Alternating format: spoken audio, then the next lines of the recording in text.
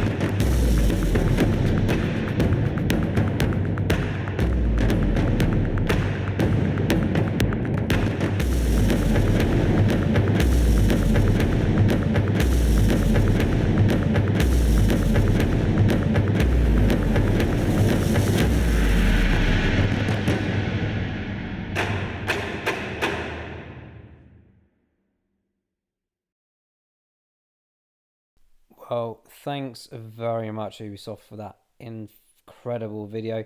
Guys, obviously, not a gigantic amount of information. And of course, it says you want to know more. And then, of course, I can't really tell you more because they appear to have blocked me here in the UK. So, very much looking forward to bringing that into a bit more detail. But let's just have a look here. So, Ubisoft Quartz employs. Oh, this is probably going to answer my question.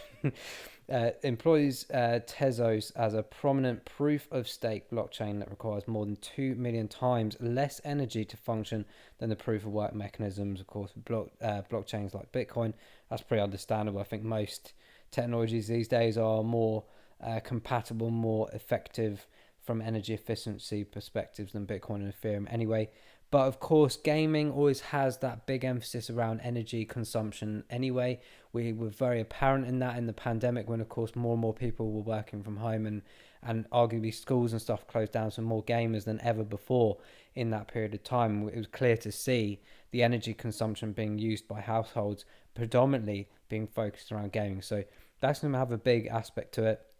And obviously boasting with Tezos transactions, same amount of energy as 30 seconds of video streaming. Now, there's actually some really interesting stats out there as to how much energy streaming uses, especially at 4K and the likes of Netflix and things like that. Some people even have power surges, if I remember, here in the UK last summer or just before the pandemic completed in the lockdown 2, I think it was. So yeah, it's very, very interesting and clearly something that they thought about. Very interested about Tezos. Now it says here, obviously building on the Tezos blockchain. It's not kind of really gone into too much detail from what I can see as to, other than the energy efficiency. I'm quite intrigued to know a bit more about why they selected Tezos over other ones. So that's quite interesting. But then that might come down to partner management, partnership teams within Tezos who are perhaps looking for some partners within gaming and vice versa. And it just maybe happened that way. That's sometimes possible, from research, development and stuff like that. But yeah, I'd be very, very interested. I mean, Tom Clancy, absolutely phenomenal Ghost Recon, beautiful games. I remember I played them probably 2007 or 8. Can't remember the exact year, but really cool games that they came out with back then. But of course, putting this into a bit of perspective, I loved the video there about the serial numbers on the helmets and stuff, because I remember when I was playing like Battlefield and stuff like that back in the day, the original ones, and you used to get the tags of people, when you played the game and killed people, whatever. And I always thought like, when you obtain those tags, imagine if you like kept the helmet, or like you were playing alongside someone that was like really influential in the game and they perhaps retired from the game or something, and they were allowing you to pass their helmet onto you, and you would own that. You could either wear it or just hold it in your itinerary to say, yeah, I played alongside X player and this is the proof I've got of it. NFTs, of course, on blockchain with the likes of smart contracts, the emphasis of NFTs being built into that, the proof mechanism, the verification. And as they showed in that quick video about the verification of historic aspects of gaming items, I think it's really, really interesting concept to move forward with. And the Ready Player One mentality always kicks in my mind. You see in that film, or that concept of the film, of picking out items from old games, or being able to transfer your skins or weapons or whatever it is to other games, within the, or obviously the regulation of the world or the game that you'll be within. Obviously, there's no point going into some crazy maybe World War game with a Halo gun kind of thing. It's kind of a bit unfair, obviously. So I'm assuming there'll be some kind of restrictions there, but we'll have to see. But I think this is a really cool stepping stone. I'm intrigued to learn more about it in the coming days, and we'll definitely do another video on that. I'm going to probably set up a VPN to try and access this and see if I can get around that in some way, and perhaps get my hands on some NFTs or something and see how this actually works myself, because I do love to do that in videos, try and do a bit more of a demo aspect. But yeah, of course, Tezos, absolutely phenomenal project. We will cover it in more detail for sure this week. And I understand why they've used it. I'm very intrigued to know why they didn't use something perhaps more very gaming focused. So maybe I can ask them some questions via LinkedIn and Twitter and see if they've got some answers behind that from Ubisoft's perspective as to why did they choose Tezos, or the other way around. Maybe it was the other way around. But I do understand, of course, the Web 3.0 aspect and everything like that. Very much going to be a part of that. So look out for Tezos, in terms of its price point, perhaps over the next few days, particularly around these regions here, to see what kind of effect that has. And of course, if you can buy and sell on the marketplace, I'm assuming with Ubisoft, I'm sure that the application of the tokenomics is going to be utilized in that way as well. So you might see some good price action over this course of time. And on that note, let's jump into the chart. Smash that like button if you like what you hear or see. Make sure you subscribe to the channel as well. Smashing through the numbers here, nearly on 5,000. Thank you so much for your support. So let's just have a quick look at this. So here's the confirmation of the price uptake here in the last 48 hours. Nice, healthy 62%. That comes after a few days of correctional periods. Obviously, that's taking into consideration some leverage situations that went wrong. Not necessarily with Tezos, but more so with a lot of other assets and the general FUD around crypto across the world, as we usually anticipate. So from this top point here, it kind of almost completes a correctional perspective of quite a hefty one, really, 64%. But we've gained 64% in these last 48 hours, so put that into a bit of perspective there. Taking it from that high of $9.18 down to this figuratively low level on that particular day we had a few days ago, which was around, I believe, closing. So the lowest point was $3.22. So currently, as of recording, $5.74. Very nice and healthy. It's very much currently sitting alongside right now on this fib retracement level that we've got here on the longer term, and slightly over the macro level here as well. So if we can get some stability here, and particularly as we just mentioned with the staking opportunity through Ubisoft, I'm assuming using Tezos, we may see some further price fluctuation, especially as the awareness comes out. That video, I believe, was only yesterday, so that kind of anticipates this equal move and anticipation of the news that came out, I think, on the 7th. So very much in line with this move here. What will happen once the NFTs drop and more awareness builds up? Obviously, we could see a bit of a tail up, but of course, there's going to surely be some profit taking, because we're now matching this area here, which is where we saw the resistance yesterday. And look at that. It tipped up and very much hit that point and came back down. This is looking promising in that sense, because it's rejected both the drop down and the high point. It leveled off. We're having a bit of an intake again today. No sign of a top wick just yet, but of course it's early hours and early days yet. Let's see how that plays out. We may see a staggering approach like we saw here, but for me personally, I don't hold any XTZ. Sorry. Obviously, had I been more awake to the Ubisoft announcements, I probably would have dropped into some possible opportunities in that big drop down there. However, let's just anticipate a couple of moves here. If I'm looking to buy, which I am now, I'm not going to FOMO in. I made that mistake with URS a couple of months ago, albeit it did play out in the end, to be fair. But I'm very interested in if it comes back down to this particular area between the sort of 420 mark and this higher region of 478. So 478, probably put a small bag in there and wait for a bigger anticipated bag down at these levels.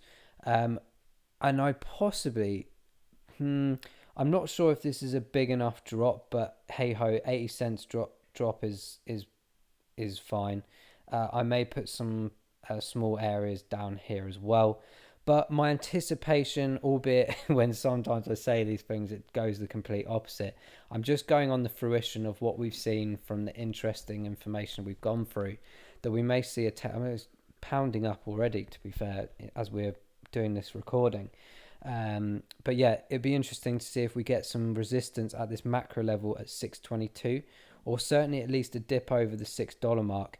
Yesterday it did that, and obviously rejected that, came back down. So we might have another attack of that $6 And if we do, it's going to be about stability there. If we can get a close 1 or 2 days on that $6 or just above, I think it could start attacking the higher levels and maybe 638 again, and maybe the shorter macro level of nearly 7.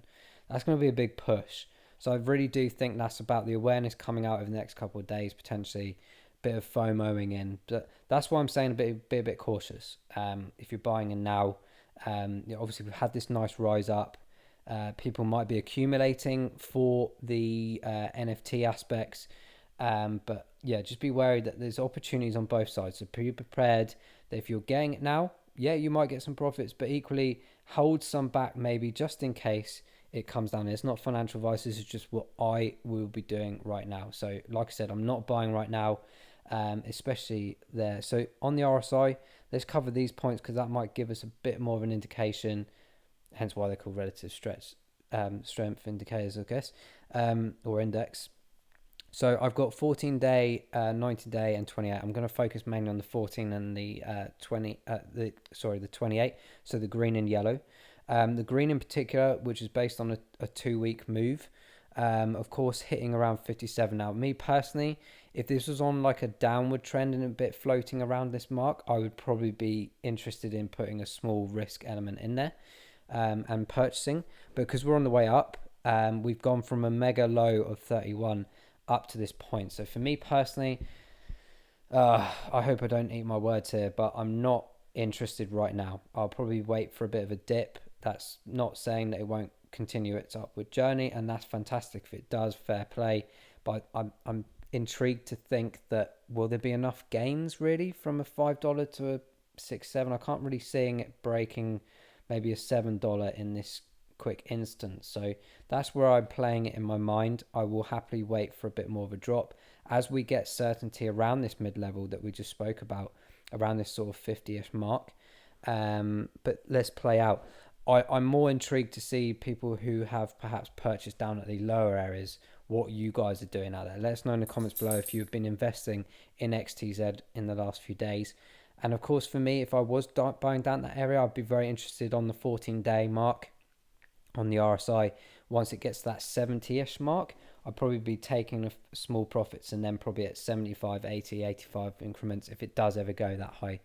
But generally speaking, the hype is good, obviously, from the last few days. We'll just have to see how it tails up. And that's confirmed as well on the 28-day on the schedule of a month's period or an average month's period, showing similar effect around 51. So the similar principle there. The MACD had the switch over. As you can see, we had the dip down. It's crossed really immediately because of that news obviously coming out. So do just be cautious of a volatile aspect over the next couple of days. As you can see, we've been bobbing up and down quite a bit just in this video. Other indicators, guys, performance-wise, 9% up on the week, which is understandable. We're still coming down in that downward trend of 11% at the moment on the month. Obviously, that's probably tailed up a bit since these last moves in the last few days. So just be wary that there's a continuous, maybe bearish mode still perhaps continuing possibly. But let's see how it plays out. I'm really looking forward to doing a video on this perhaps over the weekend once I got to grips a bit more with the tokenomics aspect with Tezos and the Ubisoft platform. But that's my thoughts and feelings right now. That's how I'm going to play it. I'm going to be putting some bags in here on Binance or maybe even Qcoin actually, to be fair. See how that plays out. Hopefully I'll bag some, and it'd be great to bag some back down here for sure. But I do think that has been a significant correction. I usually expect up to 70%. Of course, as we mentioned, it got to about 60 odd. So yeah, it could be that it was around about this time that it should have been switching over anyway. But of course, it's been accelerated with the news. So just bear that in mind. Guys, we're going to wrap that up there. Let us know in the comments below if you're holding Tezos or if you're interested in that NFT aspect. Are you getting involved? Obviously, if you're in the UK, it looks like it's going to be a bit difficult. But if you're around the world, let us know. We'll catch up on this in a few days' time, guys. Thanks for watching. We'll see you in the next Tezos update. Bye-bye.